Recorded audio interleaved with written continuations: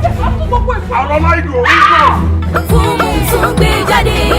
Má ti tún egungun ẹja. Má gbé mi o, má gbé mi. Egungun ẹja. Ọ̀nà fún ọgbẹ́ egungun ẹja. Má gbé mi. Ó ṣe wọ̀. Aṣọ fún Ọdúnládé Adékọ́lá. Má gbé mi o. Egungun ẹja yìí mi. Egungun ẹja. Má gbé mi.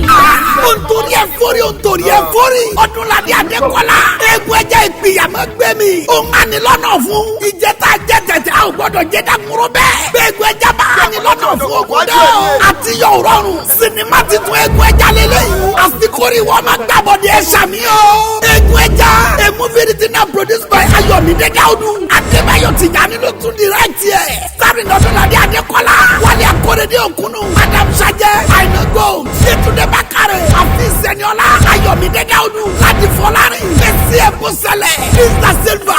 Ṣèyí Àṣekún. Àti bẹ́ẹ̀ bẹ́ẹ̀ lọ. Nínú sinimá titun egun ẹja. Subtitled in English. Ó ti jáde sórí VCD nìkan báyìí. Marketed and distributed by Full Moon International Limited. EU 10-6 Movie City. Ami Arena Shopping Complex Bọ́ládé Oṣòdì Lagos. Sinimá titun egun ẹja. Ẹ̀yin náà ra kẹ́wọ̀ olóyin ládùn rẹ̀ gbẹ́tẹ́ mo fọwọ́ ẹ̀ sọ̀yà. Àwọ̀ tó wò ni ó kọjá bẹ́ẹ̀. Ó ti jáde.